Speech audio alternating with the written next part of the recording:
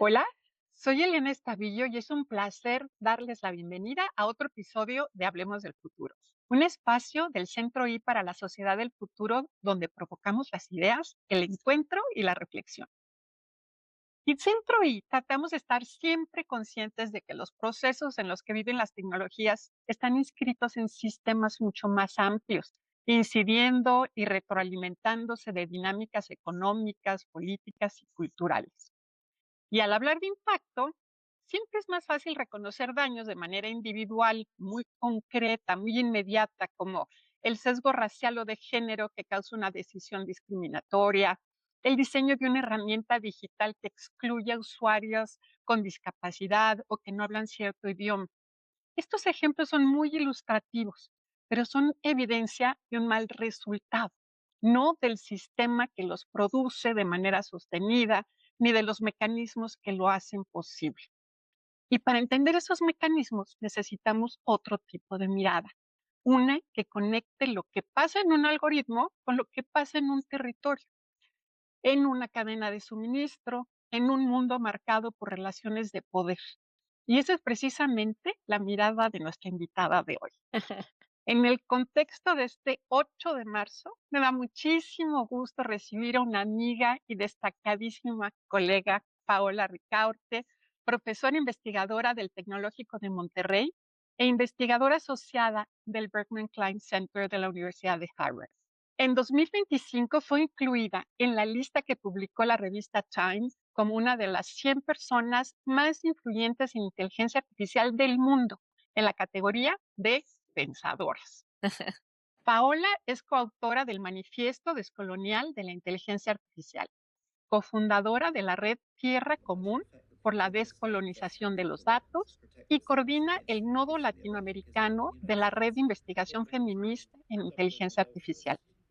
Además, participa en comités de personas expertas de la Alianza Global por la Inteligencia Artificial y de la UNESCO, donde compartimos también trinchera en la plataforma de Mujeres por la Ética de la Inteligencia Artificial.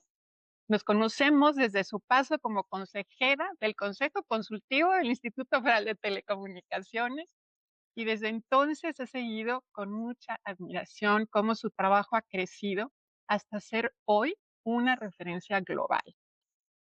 Con Paola hablaremos de colonialismo de datos, de lo que significa construir la inteligencia artificial desde el mundo mayoritario y de por qué la ética en la inteligencia artificial no puede quedarse en principios bonitos sin transformar las relaciones de poder que las sostienen. Paola, muchísimas gracias por estar aquí. Muy bienvenida.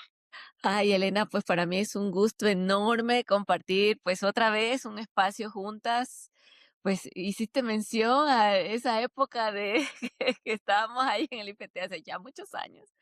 Y nada, me da muchísimo gusto tener la oportunidad de, pues nada, conversar y hablar de estos temas que están, pues ya sabemos, en la agenda mundial contemporánea.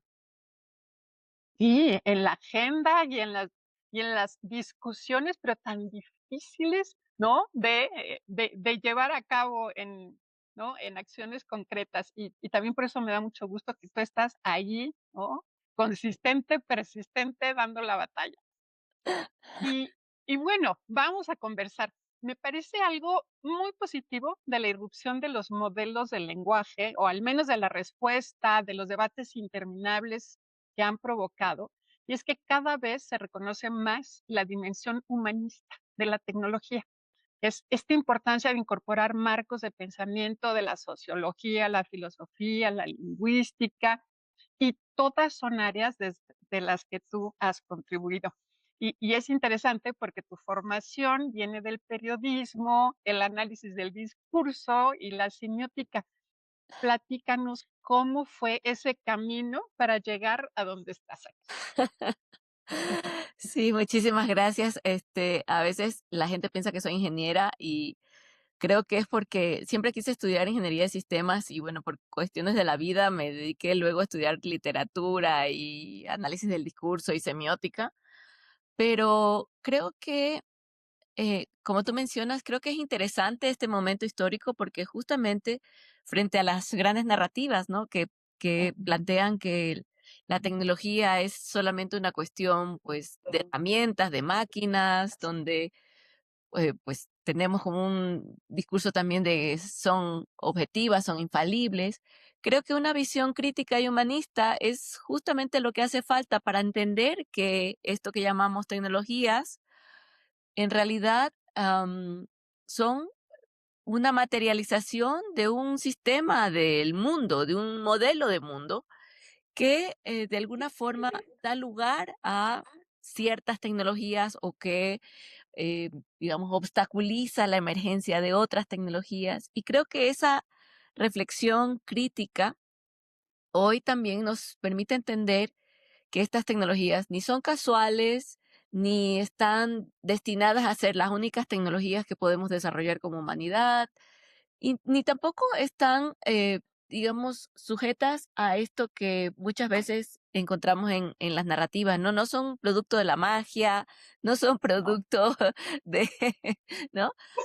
Hay mucho trabajo humano detrás de todas las tecnologías que tenemos y eso es también parte de lo que creo que aporta una visión, pues, más crítica y humanista, ¿no? En ese sentido. No, por supuesto. Y dentro de todo, esta reflexión y esta crítica, uno de los conceptos que más has desarrollado es el de la, epistemología de datos, ¿no? Esta idea de lo que acabo de decir, la forma en la que recolectamos, en la que procesamos los datos no es neutral, no es casual, y no es la única que puede ocurrir, sino que impone una forma de conocer el mundo. Y me parece que eres una de las primeras académicas que plantea el desarrollo de la inteligencia artificial como un modelo colonial. ¿No nos podrías platicar de este marco? Sí, justamente, y esto fue producto de una experiencia que tuve cuando estuve en Harvard, en el Berman, como fellow, como, digamos, como investigadora, eh, que en ese momento era 2008, 2018, ¿no? Todavía no estaba como en el mundo esta agenda de la inteligencia artificial, pero en el Berman ya estaba, ya se estaba discutiendo este tema y fue así como me comencé a involucrar y algo que nos pasaba a las personas que veníamos del mundo mayoritario es que encontrábamos que las narrativas estaban como muy alineadas a lo que era el mundo occidental, pero que no nos incluían en absoluto, ni las discusiones sobre la ética, ni las visiones sobre la inteligencia artificial, ni la reflexión sobre lo que implicaban los datos. Y entonces conformamos un grupo de trabajo con una perspectiva crítica y en ese entonces, digamos, de alguna forma estábamos como muy alineados con este marco descolonial y bueno, yo venía trabajando tecnología y género desde los feminismos, ya venía pues Ujú. otro camino previo, ¿no?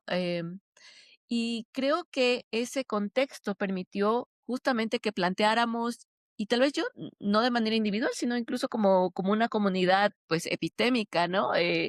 Cómo nosotros desde los sures epistémicos, desde los mundos mayoritarios, podemos entender que estos procesos que están ocurriendo actualmente son procesos que otra vez nos colocan en un lugar subordinado dentro de la producción de mundo. Es decir, cómo primero hablábamos, ¿no? De los big data, ¿no? De cuando antes de que comenzáramos a hablar de inteligencia artificial, comenzó toda esta discusión de los grandes datos como un cambio de paradigma, pero de alguna forma tal vez no había tanta crítica en ese momento del lugar que nosotros ocupábamos. Y así surgió, digamos, de esa reflexión colectiva, esta, digamos, esta forma de entender cómo algo que aporta el marco descolonial es entender cómo se conforma la matriz del poder. Y el marco descolonial a mí me parece que es muy productivo en el sentido de que explica que la matriz del poder no es solamente una dimensión, que son múltiples dimensiones. Y habla de la dimensión del ser, del saber, del sentir. Y eso se puede operacionalizar, se puede traducir de manera muy clara en las relaciones que estamos viviendo hoy en torno a la producción de datos, pero también en cuanto a las relaciones que se están estableciendo a partir ya pues de la masificación en el uso de la inteligencia artificial. Entonces, creo que pensar que nosotros, a través de la producción de datos, que luego son capturados por estas compañías, estas grandes corporaciones tecnológicas que controlan la producción, no solamente de datos, sino la producción tecnológica, la infraestructura y demás, son una manera de reproducir relaciones coloniales. ¿Por qué? Porque yo decía hace un rato, esas relaciones coloniales, esa matriz colonial, tiene la dimensión del ser, es decir, de lo que somos, pero tiene la dimensión del saber. Y se captura a través de los datos, se captura no solamente, digamos, esta forma digital de traducir nuestras vidas, se captura literalmente lo que somos. Y eso implica formas de producción de conocimiento, formas de ver el mundo. Y todo eso está siendo procesado para después generar estos productos, como son sistemas de inteligencia artificial, aplicaciones y demás, que después tenemos que pagar para usar. Y decimos, no pagamos en algunos casos, ¿no? La gente dice, no, no, no pagamos. Sí pagamos, pagamos muy caro porque Por supuesto. toda esa producción está basada no solamente en lo que nosotros damos, sino también en los territorios que ponemos para que saquen los minerales críticos, en la mano de obra que ponemos para que se entrenen, digamos, o para que se etiqueten, se clasifiquen los datos que Ujú. luego sirven para entrenar los modelos. Es decir, hay toda una cadena de producción que tú estabas mencionando que está sostenida por personas del mundo mayoritario. Entonces, pensarlo desde ese marco, pues, de reproducción, de amplificación de las relaciones coloniales, permite entender que es un proceso sumamente complejo sobre el cual tenemos que tener alguna acción, ¿no? Sobre el cual tendríamos que participar. Por supuesto, y es que tiene una dimensión aquí colonial muy clara en la parte económica, como de extracción, ¿no? Es de extracción de valor en muchos sentidos, pero también la dimensión cultural, Ujú. social, como de imposición de verdades, de perspectivas. Y eso me trae que también tú hablas de el epistemicidio, ¿no? Y esta manera de eliminar o de evaluar algunas formas de conocimiento, de perspectivas del mundo. eh, y por eso planteas que la inteligencia artificial también es un vehículo para estas nuevas formas de evaluar ciertas miradas del mundo, ¿no? Y cierta sabiduría. Sí, porque en realidad, pues como sabemos, estos sistemas que usamos, digamos, los que son más populares, estas herramientas pues, más hegemónicas, son producidas en ciertos contextos, bajo ciertos intereses, bajo ciertas condiciones, que luego usamos en nuestros contextos, pero que no reflejan tampoco pues la diversidad del mundo que representamos en realidad. Es decir, estas herramientas capturan un pedazo, si lo pensamos en términos de muestras, ¿no? Son una parte del mundo, pero no son todo el mundo. Y ese resto del mundo son, por ejemplo, si lo hablamos de México, claramente, en México hay 68 lenguas. ¿Dónde están representadas todas esas formas de saber y todas esas formas de conocimiento? Y a la vez, ¿cómo podemos hacer que sean visibles esas otras formas de existir en el mundo que no sean capturadas por estos sistemas que son propietarios? Entonces, ahí hay una disyuntiva muy interesante porque por una parte, estas tecnologías reproducen esos conocimientos o ese modelo de mundo hegemónico y a la vez invisibilizan esos otros mundos, pero por otra parte, si nosotros quisiéramos que esos otros mundos se hicieran visibles y que tuvieran la misma capacidad, pues, de difusión y de expresión, como tiene el pensamiento occidental, pues tendríamos que pensar en infraestructuras que realmente reflejen, pues, esas otras posibilidades de existencia en términos de gobernanza, en términos de propiedad de los datos, pensarlas, por ejemplo, en términos de propiedad colectiva, algo que todavía no se materializa, por ejemplo, en las Sí. regulaciones, ¿no? Entonces, implicaría otras maneras de hacer tecnología para proteger y para hacer visibles esos otros modelos de mundo, que hoy no están representados ni están considerados en estas tecnologías pues, que usamos más cotidianamente, ¿no? Sí, y cómo mantener el valor, esto, también como prever nuevas formas de apropiación cultural, ¿no? Que lo hemos visto en otras dimensiones, no en el de la tecnología, pero es muy fácil dar el salto para allá. Como dices, bueno, se pueden volver visibles, es de acuerdo, pero visibles y manteniendo la propiedad cultural, ¿no? Ese es un gran reto. Ese es un reto enorme, porque justamente algo que todavía nos falta mucho en México es esta discusión que deberían tener al menos las comunidades, pues, de los pueblos originarios sobre cómo ellos consideran la soberanía de los datos de los pueblos indígenas. Porque actualmente el conocimiento de los pueblos indígenas frente a esta avalancha de la inteligencia artificial es un riesgo monumental de apropiación de lo que tú estás mencionando. Entonces, generar mecanismos para proteger los valores culturales, para proteger la cultura y sus expresiones y sus lenguas y todo eso debería ser, yo, yo a veces tengo unas angustias, ¿no? Digo, debería estar puesto como ya en la agenda de discusión. O sea, hay muchas necesidades, siempre hay como muchas Sí, urgencias, pero creo que esto frente a este tsunami de herramientas de captura de datos, debería ser también considerado como una prioridad, ¿no? sí, yo también lo creo, porque además es prioridad para el mundo mayoritario, nadie más lo va a hacer, ¿no? Porque esta es una necesidad específica, lo tenemos que hacer nosotros. Así es, nadie lo puede hacer por nosotros y deberíamos comenzar o sea, ha habido experiencias en otros contextos, en el contexto de Canadá, así en contextos diversos, en el contexto de Nueva Zelanda y en Australia, pero pienso que en América Latina todavía esa discusión no arranca. En todo el contexto de América Latina esa discusión todavía no arranca. No, yo no la he visto. Y ha sido muy incipiente en otros contextos y muy complicada.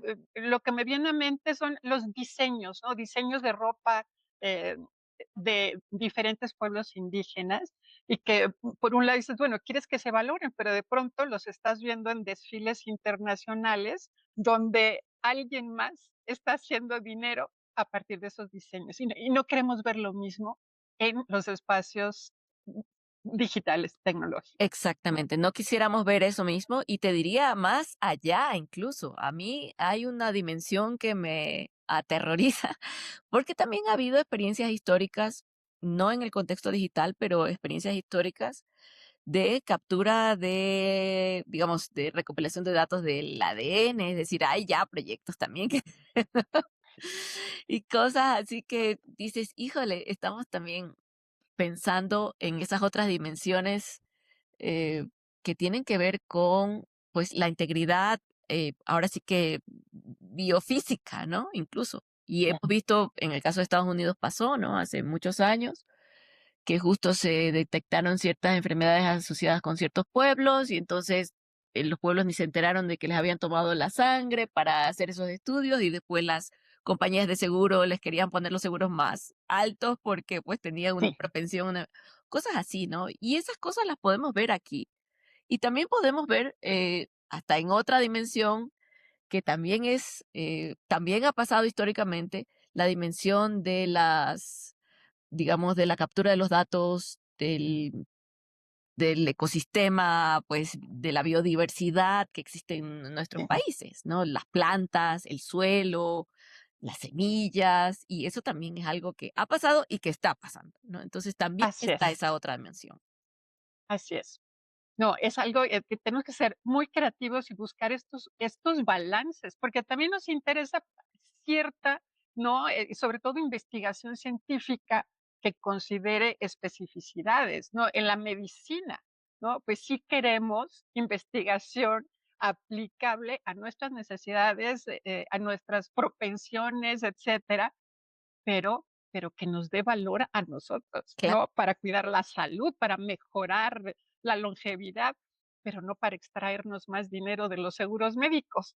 Y ese es el punto que, ¿cómo le hacemos para que suceda eso? Ese es el gran desafío. Sí, recientemente he conocido una compañía igual en Silicon Valley que está haciendo análisis de las moléculas de las plantas para después eso, no sé, vendérselos a compañías que hagan productos medicinales. Pero me pregunto, pues, ¿estarán ahí también los saberes ancestrales de nuestros pueblos, ¿no? Con respecto a las plantas que después van a ser, no sé, toda esa reflexión es sumamente importante y requiere, como tú dices, de esos espacios de diálogo para buscar mecanismos que permitan em, generar bienestar para las propias comunidades. Pero obviamente a partir de sus propios términos, ¿no? Porque si va a venir una compañía a sacar el conocimiento, la información, procesarlo y después venderlo y dejar nada, ¿no? Más pobreza, pues entonces no nos sirve, ¿no? Así es. Y pues de aquí voy a brincar. Bueno, no es un brinco tan grande, está muy relacionado con otro concepto tuyo que me parece central y es la idea de violencia a escala, ¿no? Y cómo planteas que la inteligencia artificial hegemónica ejerce esta violencia a través de unos procesos articulados, que es la datificación, la algoritmización y la automatización. Y bueno, esto puede ser muy confuso quizá para algunas personas que nos escuchan, entonces platícanos cómo operan esos 3 engranajes juntos y por qué es importante, entenderlo. Ujú. Sí, yo pensé mucho, o sea, muchas veces pensamos en estos procesos, pues ya sea de discriminación, se discute mucho el tema de los sesgos y pensamos en los sistemas de inteligencia artificial como si fueran otra vez, como si fueran como una cuestión como monolítica, ¿no? Y a mí me parece que pensar los sistemas de inteligencia artificial como eso, como sistemas que funcionan gracias a ciertos procesos, am, nos permite también entender cómo las formas de violencia se pueden asociar con esos procesos a partir de los cuales se diseñan u operan estos sistemas. Entonces, pensando que para que funcione un sistema de inteligencia artificial que necesitas datos, que necesitas modelos algorítmicos que luego, digamos, em, digamos, utilizan esos datos para su entrenamiento y que después estos modelos se acoplan en interfaces con las cuales nosotros interactuamos y que se despliegan en el mundo para tomar decisiones, para producir cosas. Entonces, para mí era importante entender que para que todo eso ocurra, necesitamos primero, pues, convertir el mundo en datos, esto que decíamos, ¿no? Vamos a tratar de chupar todos los datos de todo, no solamente de las personas, sino del territorio, de las plantas, decía yo, de todo lo que se pueda tomar datos. Después hay que pasarlos por estos modelos, ¿no? Algorítmicos para procesarlos y que identifiquen patrones, que nos den recomendaciones, que tomen decisiones, que pre- predigan cosas, ¿no? Ujú.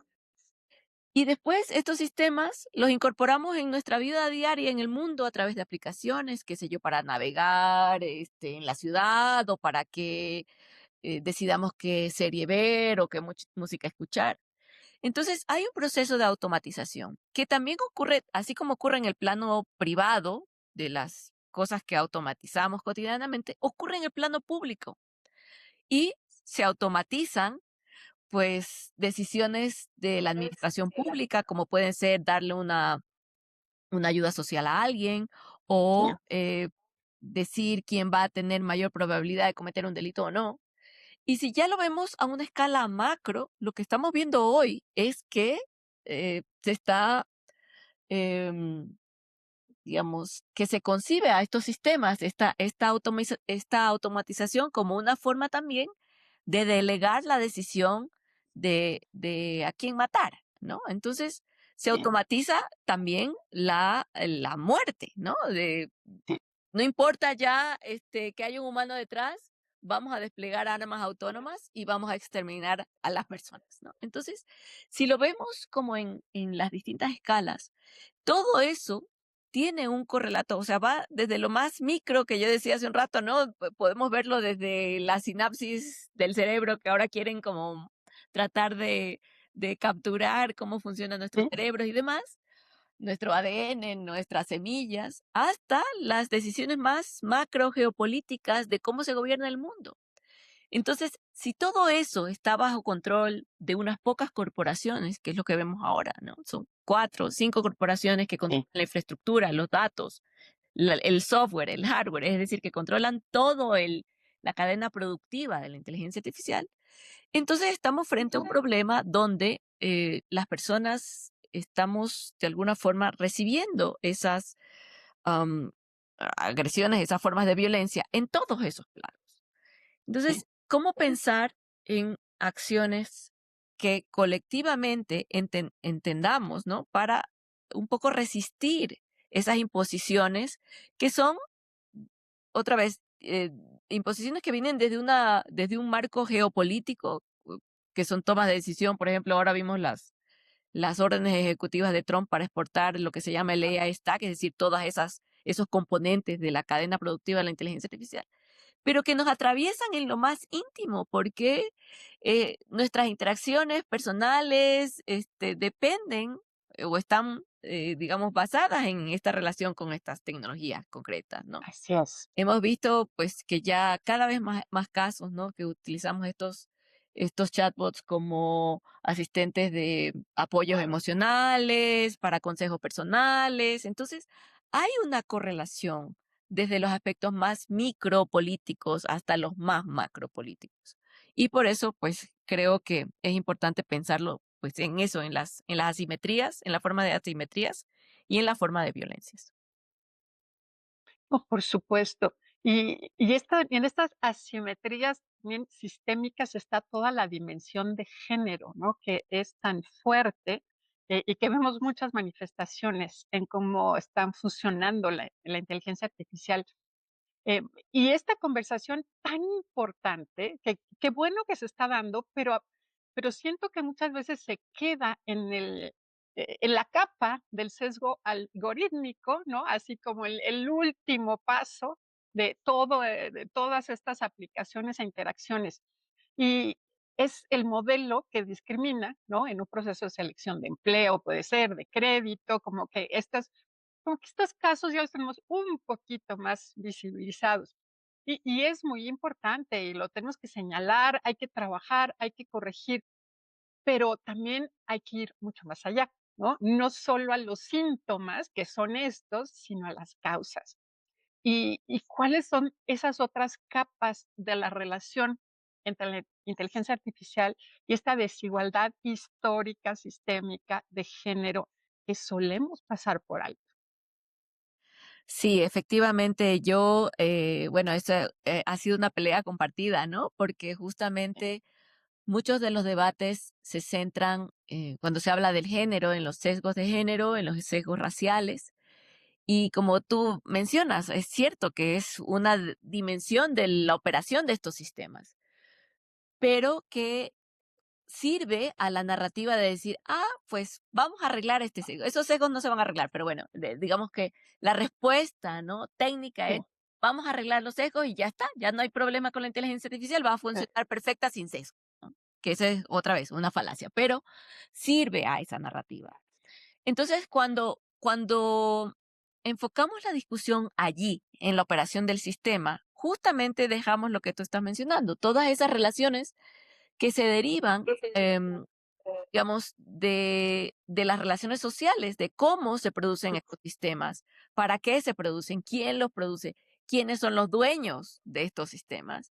Porque allí es donde vamos a encontrar entonces justamente las causas de la auténtica desigualdad que existe cuando estamos hablando de estas tecnologías, por lo menos de las que tenemos como hegemónicas, ¿no? Entonces, podemos hablar de esas desigualdades que son multidimensionales, ¿no? Y son multidimensionales porque son desigualdades de género, desigualdades, pues, digamos, de clase, obviamente, de raciales, étnicas, lingüísticas, son desigualdades epistémicas, son desigualdades ambientales, son desigualdades en términos de las formas de gobernanza, son desigualdades en términos de la gestión, ¿no? Y de la propiedad que mencionábamos hace un momento.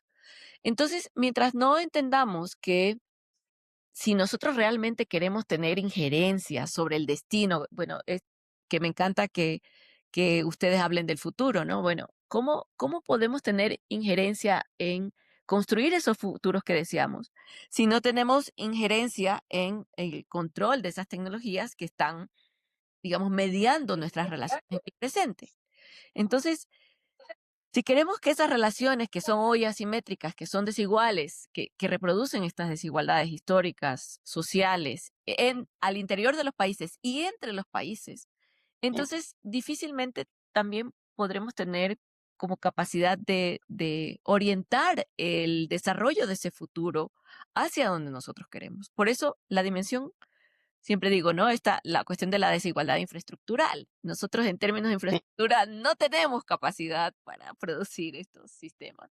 Entonces, ¿cómo esas desigualdades en todos esos planos implican que una respuesta tiene que forzosamente considerar esa dimensión material, esa dimensión de conocimiento, la dimensión epistémica, tiene que considerar la dimensión pues, de la propiedad, ¿no? Tiene que considerar la cuestión de la gobernanza de los datos, de la tecnología, es decir, tiene que considerar todos esos aspectos para Así que es. efectivamente podamos tener unas tecnologías que sean más democráticas, que sean tecnologías que representen pues más los intereses de la mayor parte de la sociedad y no solo de una minoría, ¿no? No, por supuesto, tiene que ser sistémico, multifactorial y necesitamos también ahí como mucha interlocución, articulación para poder tener una incidencia. ¿No? Así Y es un trabajo complejo.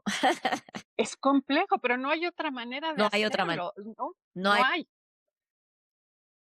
Mira, y voy a regresar a este tema de género, porque se me hace interesante, pero también sintomático, ¿no? Este episodio va a salir al aire muy cerca del 8 de marzo y, y es algo que, bueno, que noto yo, pero bueno, es muy obvio y muchas personas lo notan, es que muchas de las voces más lúcidas de la crítica a la inteligencia artificial en estos aspectos éticos son mujeres, ¿no? Es algo que está ahí, ¿no? Y por decir unas poquitas, ¿no? O sea, Tiffany Jebru y Joy Bolamwini, Safiya Noble, Karen Hao, Catherine D'Ignazio, tú misma, y conocemos muchas colegas muy distinguidas en todos los países, mujeres actuando en este campo, y claro que no es una casualidad. ¿Qué tiene la experiencia de ser mujer? O sea, y en tu caso también mujer con raíces colombianas, ecuatorianas, vida en México, del mundo mayoritario. Todo esto que permite ver lo, lo que desde otros ojos está invisible. Así es, justamente, sí, como tú dices, no es casualidad. No, Y no es casualidad porque, pues, estas tecnologías, yo sí, pues digo, estas tecnologías hegemónicas son sumamente patriarcales. Entonces, por supuesto, esta claro, pregunta de la crítica no va a surgir del poder patriarcal, surge de los márgenes. Y surge de los márgenes del mundo, surge de las mujeres, surge de las personas racializadas, surge de las comunidades que están sufriendo, por ejemplo, los efectos de la materialidad de la infraestructura, por ejemplo, de los centros de datos, ¿no? Entonces, son claro. personas defensoras del territorio, son personas indígenas, lo hemos visto también a lo largo de América Latina, las comunidades de resistencia son personas, pues, defensoras del territorio, mujeres, indígenas, personas que, por supuesto, no están otra vez consideradas como partícipes directas de la industria, sino como, pues, o subordinadas como usuarias o, pues, a veces, pues, completamente marginadas de los espacios de toma de decisión, ¿no? Entonces, vemos, Bueno, y también, perdón, también estos casos de mujeres que han sido parte, que han estado en las mismas empresas tecnológicas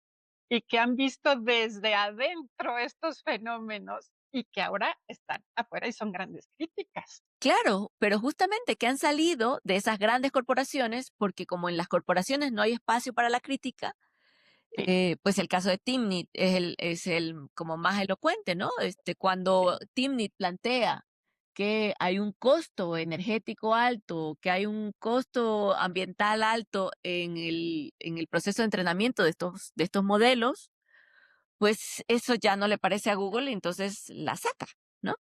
Entonces, justamente, y por eso pienso que no podemos ser nada ingenuas en pensar que esas corporaciones tienen algún interés em, en trastocar o en movilizar estas asimetrías estructurales de la industria, ¿no? Entonces, allí eh, no sé, puedo poner muchos ejemplos, ¿no? Pero en estas empresas las personas, pues, latinas son minoritarias, personas, sí, afroamericanas también, ¿no?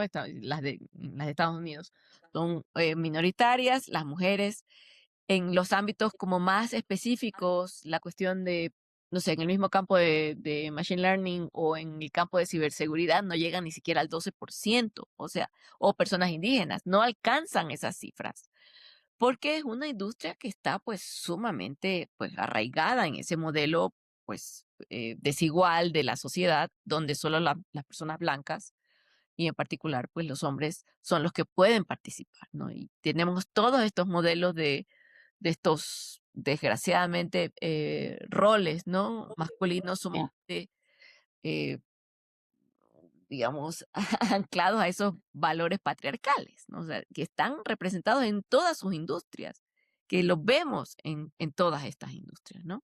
Y ahí podemos seguir, digamos, tirando el hilito, ¿no? Ver la conexión con el caso Epstein, el caso de, de los militares, en fin, ahí podemos seguir tirando ese hilito y es infinito, ¿no? Así es. Pues que con esta respuesta, ¿no? Nos quedamos con tantas, una mirada tan amplia a este sistema tan complicado y además que está conectado con tantas otras manifestaciones. Pero ni hablar, o sea, ese es el camino.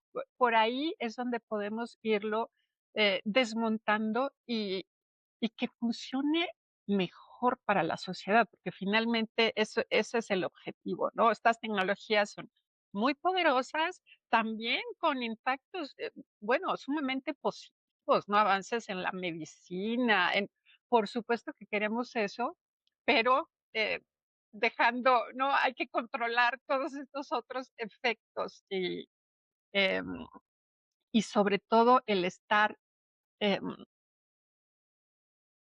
replicando, ¿no? Replicando y fortaleciendo un sistema de desigualdades del que venimos Ujú. y que, pues, tenemos que hacer lo posible para desmontar. Así es. Y es justamente eso. Yo creo que igual desde los feminismos, de los feminismos interseccionales, decoloniales, comunitarios, es decir, yo creo que el gran aprendizaje es ese. O sea, no se trata de que nos estemos oponiendo al desarrollo tecnológico o a No, por tecnología. supuesto. No, no es eso. Simplemente queremos tecnologías que realmente sirvan para todas las personas, no solamente para unos cuantos o para aumentar estas desigualdades estructurales que decías, ¿no? Porque desgraciadamente lo que estamos viendo es que con una industria tan concentrada, lo que sí se ve, o sea, la evidencia que sí hay, es que la riqueza está, o sea, la brecha de riqueza se está ampliando enormemente Así en el es. mundo, igual que la de la desigualdad. Entonces, mientras, digamos, mientras no tomemos acciones para que rompamos con este ciclo de asimetrías que se están reproduciendo también a través de la tecnología, pues vamos a seguir cultivando estas sociedades pues sumamente desiguales, ¿no? Así es. Pues mira, vamos ahora, después de esta conversación detallada, digamos, ahora vamos a ir a una ronda que es compacta, donde te quiero pedir que nos des respuestas muy cortas, aunque cada pregunta, claro que nos podríamos quedar ahí, bueno, abundando, pero aquí lo que queremos es que surja una respuesta muy espontánea y muy corta. Y pues si estás lista, vamos. A ver, ¿qué fue lo primero que pensaste cuando viste tu nombre en la lista de Time? Estoy al lado de Elon Musk, algo tiene que estar mal. Te entiendo. La frase que más repites en clase, Esto es una cuestión de poder. Muy bien. Si pudieras borrar un término del debate sobre inteligencia artificial, ¿cuál sería? Sesgo. Muy bien. ¿Hay alguna aplicación de inteligencia artificial que uses en tu vida cotidiana sin culpa?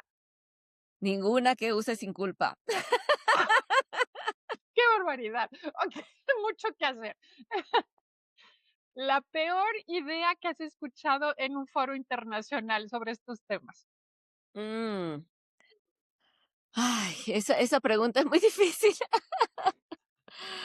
Sí, no sé, poner a las compañías a que planteen cuáles son las regulaciones más adecuadas. La pregunta que nunca te hacen en entrevistas y te gustaría que te hicieran. Mm, ¿Cómo podemos tratar esto con las juventudes y con las personas mayores? Muy bien. Pues mira, esa es nuestra última pregunta. Entonces, si quieres contestarla, ¿qué Sí, hacemos? es que yo pienso que hay mucho trabajo a nivel institucional y con esto me refiero a las escuelas, a las universidades, a las familias, a los gobiernos, por abrir este tema de una manera, eso, como vamos a poner a discusión, ¿qué piensan? Sí, ¿Cómo plantear el desarrollo de un pensamiento crítico con respecto a las tecnologías, ¿no? Y que podamos usarla entendiendo sus límites, entendiendo sus problemas, es decir, que tengamos una comprensión mucho más profunda de lo que es la tecnología y no solamente decir, ahora todos vamos a usar la tecnología porque hay que usarla, ¿no? Sino que abramos esos espacios de conversación con personas mayores que también son impactadas de manera pues diferencial con estas tecnologías y lo vemos todos los días. Y las personas más jóvenes que también están pues en el medio de este torbellino y que a veces creo que se sienten eso como un poco abandonadas de, digamos, de las instituciones que ni siquiera les preguntan, ¿no? Ni siquiera saben sí. qué opinan al respecto.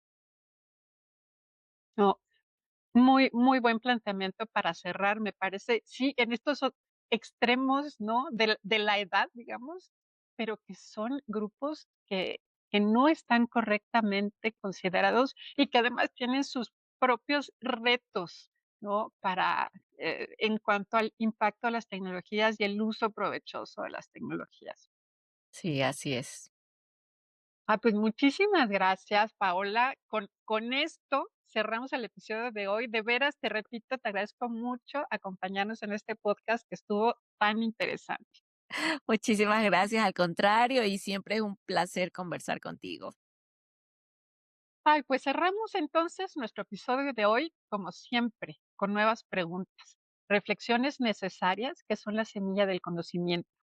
Por hoy nos despedimos, pero la conversación sigue abierta, porque en Centro I creemos en el poder transformador de la tecnología desde la ética, la responsabilidad y la inclusión, con perspectiva de género y abrazando la diversidad.